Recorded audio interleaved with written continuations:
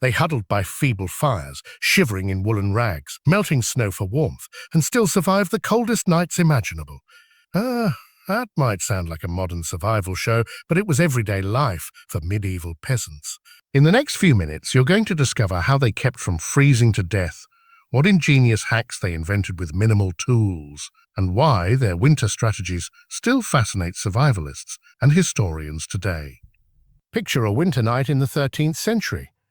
No central heating systems, no reliable weather forecasts, only a thatch-roofed cottage, a crude hearth, and perhaps a few thin wool blankets. Temperatures plunged below zero in much of Europe, and these peasants, farmers, labourers, mothers, didn't just endure the cold, they fought it day after day. We dive into the grit and resourcefulness that helped them survive, not because they had choice, but because they had no other option. Let's start with the fire. It was more than a warmth source. It was their lifeline. Medieval hearths had to be large enough to heat the entire cottage, but small enough to conserve precious firewood. Peasant families learned to construct the perfect fire stack. Kindling from twigs, small logs from alley branches, and large logs carefully dried behind the thatch to avoid moisture. Smoke holes in the ceiling helped with ventilation, but often only partially worked. So the hut would fill with smoke, and the peasants would go outside to sleep if it became bearable. They'll tell you now that written accounts from the period reference eyes crusted with soot and lungs tinged black. All for survival. Wool was king in medieval clothing. They'd shear sheep, spin the wool, and create layers. A rough linen shirt, woolen trousers, tunic, and a thick overmantle or cloak. Peasants used every scrap of fabric, patches and layered rags to reinforce worn spots, diminishing drafts and trapping warmth. Some accounts mention them stuffing spare straw between layers of clothes as makeshift insulation. Footwear consisted of leather or even wood, like clogs and socks knitted at home. It wasn't cozy, but it kept frostbite at bay most of the time. Homes were clustered together for mutual defense and mutual warmth. Peasant villages in northern Europe arranged cottages close enough that if one fired up their hearth, neighbours could benefit from the radiant heat so long as their walls were thin. Some traditions recorded neighbours inviting each other in during bitter nights for communal warmth, storytelling and sharing of hunkered-down meals. When a clustering of cottages caught fire, it was a disaster, but in normal winters, close quarters offered critical infrared benefits. What about bedding? Beds were often just wooden benches or platforms raised a foot off the dirt floor, covered in straw mattresses. At night, they piled on furs, feathers, or thick wool blankets. Straw served multiple purposes: softness, insulation, and a bit of compost after the straw wore out. Adults and children slept together in the same bed to share body heat. Isn't that how we sometimes huddle our pillows and pets to stay warm? The peasants were doing the same with their children, and sometimes even the family goat. Every warm body mattered. Yet these rudimentary setups still left them vulnerable to the cold that sneakily crept in through cracks and gaps. So they got crafty. Windows were just small glass panes or wattle and daub shutters, prone to leakage. Medieval peasants glued dung and plaster mixtures into window frames as sealant. To reduce drafts, they laid straw or moss around doors, stuffed cloth scraps in cracks, and even made reusable door snakes, thick rolled-up fabrics placed at thresholds to block wind. Some villages had holiday traditions of relining every door before winter with fresh straw. What's fascinating is how these common people created insulation from unexpected sources. Before trees were over-harvested, they'd gather rushes, plant stems to layer on walls and roofs.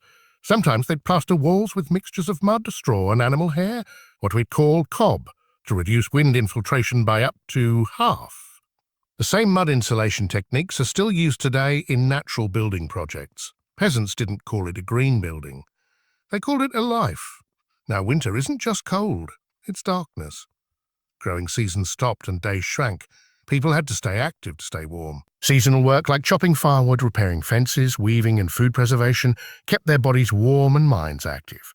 And they slept during the darkest hours, rising with the sun to maximize daylight outside. Heat wasn't just a fire, it was motion, purpose, and routine. Let's talk about nutrition. Winter food was essential for heat.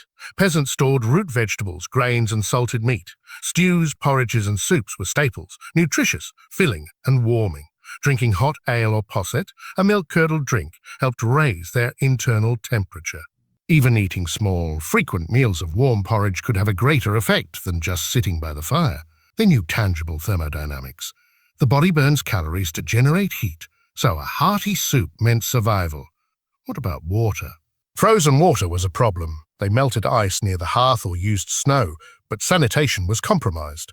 Some froze liquids in a shallow basin and let solar warmth or body heat melt them at dawn. It wasn't sanitation best practice by modern standards, but it was how they stayed hydrated. Personal heating devices were simple but clever. The medieval equivalent of hand warmers included hot stones heated by the fire and wrapped in cloth, then placed under blankets. Foot warmers, baking stones or iron pots filled with embers, were tucked under beds.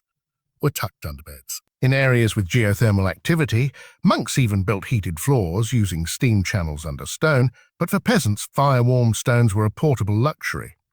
Immune systems had to adapt. Colder temperatures weakened the body, so fevers and pneumonia were common. But over generations, low-level exposure bred resilience. Some historical researchers point out that average daily survival temperatures for children were near 0 degrees C in Sweden, with surprisingly low mortality because bodies acclimatized. Peasant children built resilience far earlier than modern kids who were raised in overly fortified, climate-controlled houses. Let's tell a story now. Picture a peasant mother named Ingrid in northern England, 1310 C. She lives with her husband, 2 kids, and aging father.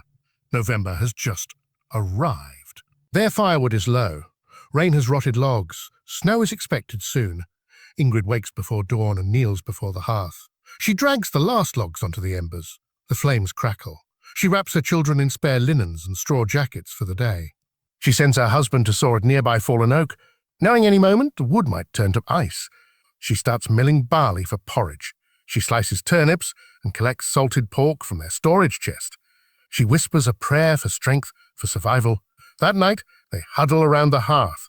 Her father clutches the hot stone. The children whisper fearfully about wolves. Their cottage chest cold and draughty, but their blankets are piled high. Ingrid tells them stories of St. Bridget, of her own childhood winters, of flame rituals that call forth spring. They drift to sleep, and the wind howls outside. But inside, in that small, smoky, straw-warmed nirvana, they live. Now jump across Europe to a peasant in central Germany named Hans in 1450 CE. He's exhausted from the 100 Years' War, but winter is his bigger enemy. He builds up the walls around his cottage with extra thatch and adds bales of straw, gleaned from the harvest, to shore up weak corners. He weaves a makeshift door flap using animal skins and ties it at night. He coats his fingernails with tallow to protect against frost. He stores a small candle under a wicker cage to protect it from drafts. And when frost bites, he rubs fat from their lard pot on his cheeks, insulating his skin. It's risky. Too much fat caused inflammation. But it worked enough, and Hans survived. These stories aren't rare. They're the rule. Across medieval Europe, peasant ingenuity in confronting cold-shaped clothing, housing, diet, and community. Seasonal festivals like Yule involved lighting bonfires in fields on winter solstice, both symbolic and practical. Masks of straw and feathers were worn to frighten away winter spirits, or perhaps to draw neighbours to share warmth in communal revelry. What we see is community survival, not just individual endurance. But not everyone survived. Mortality surged in brutal winters. The 1315-17 famine, triggered by crop failures over successive years, was compounded by cold, and millions died. Yet for those who survived, these innovations mattered. They weren't luxury, they were lifelines.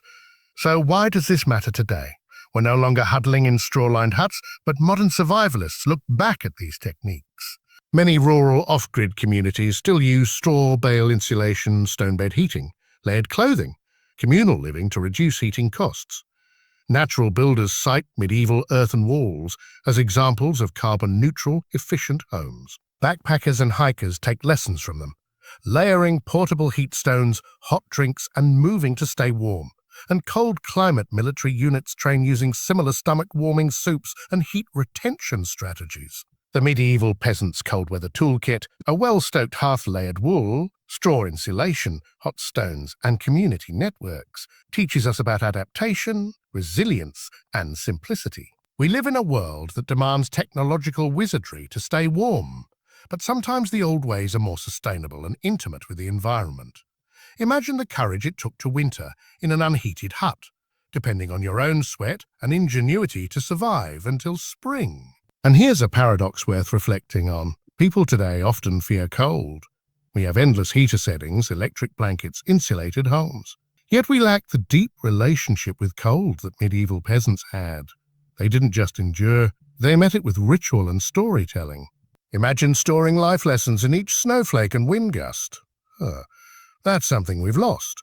But we can reclaim it, not by going back exactly, but by respecting the cold, dressing smart, layering systems, building resilience, and knowing that human connection warms more than any fire. Now it's time for action.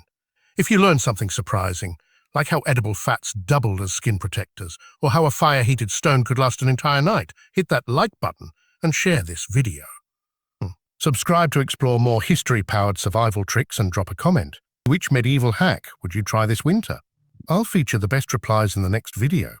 Also bonus, check the description for a free PDF list of the top 10 medieval cold weather hacks. Download it, print it, and test a few this season. It's cold out there. Our ancestors survived in far harsher nights with ingenuity and grit. Take a moment of gratitude for your heated home. Then ask yourself, what survival skill from the past will you bring into your life today? Stay warm, stay resourceful, and I'll see you next time on this channel where history meets the art of living.